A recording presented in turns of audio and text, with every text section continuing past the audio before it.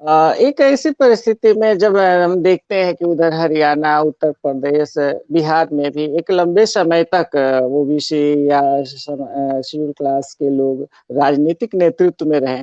बावजूद इस क्षेत्र के लोगों के सामाजिक, शैक्षिक, आर्थिक दशाओं में कोई बहुत बड़ा परिवर्तन नहीं हुआ। तो ये इसका नहीं होने का ये परिवर्तन क्या कारण के जबकि राजनीतिक नेतृत्व इनके हाथों में था, अभी भी इस क्षेत्र में ये ताकतवर रहे हैं अपेक्षाकृत राजनीतिक इस क्षेत्र में। बावजूद सामाजिक, आर्थिक क्षेत्रों में और सभ्यता के क्षेत्रों में, सांस्कृतिक के क्षेत्रों में ये अभी भी काफ़ी पिछड़ापन है। इस चीज़ों को आप कैसे देखते हैं? देखिए, अगर राजनीतिक नेतृत्व देखें तो मुझे तो नहीं लगता है कभी इनके हाथों में रहा। क्योंकि अगर ये कांग्रेस में रहे हैं, तो हमेशा कांग्रेस के हाईकमान के अनुसार इनको काम करना पड़ा है। अगर भाजपा की सरकार आई तो वो तो वैसे मनवादी संस्कृति वाली सरकार है। भले ही हमारे आदमी वहां से उनके टिकट पे जीत भले जाते हों, लेकिन उनकी लगाम जो है हमेशा जो है उसके हाईकमान रहती, जो कि मनवादी संस्कृति से पर आधारित है।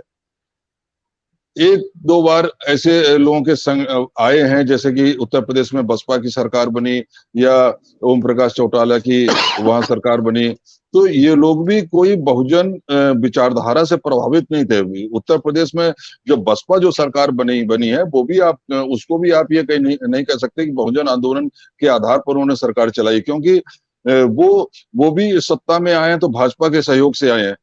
तो ये और दूसरी सबसे बड़ी बात है कि जो हमारे प्रतिनिधि, अगर हम इन चीजों को छोड़ दें, अगर आपने जो प्रश्न पूछा उसका मतलब यही है कि हमारे लोग वहां पर हमेशा रहे हैं, तो जो पूना पैक्ट बना, जिसके खिलाफ जो है काशीराम जी ने पूना पैक्ट धिक्कार दिवस भी मनाया, बामसेब भी मनाती रही है, और चमचा युग की स्थापना की बात हुई है।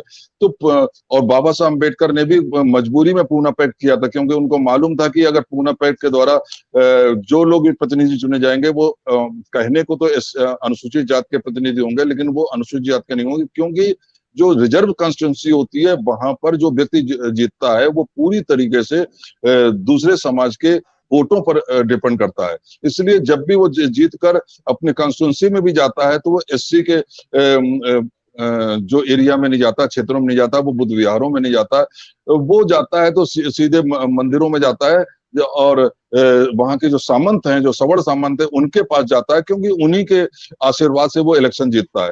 तो अब सबसे बड़ा आपको उदाहरण दें कि 170वां प्रमोशन में आरक्षण वाला 170वां बिल था, वो कांग्रेस का जो अंतिम जो मनमोहन सिंह की जो सेकंड पारी थी उसमें वो लंबित था, वो पास नहीं हो पाया। क्यों नहीं पास हो पाया? जबकि आप बाकी लोगों को तो छोड़ दें, और जो ओबीसी के एमपी 122 एमपी तो अकेले एससी समाज के एमपी होते हैं। आप सोचिए कि जब कई बार ऐसा हुआ है कि जो कांग्रेस ने 44-45 एमपी के होते हुए मोदी सरकार के नाकों में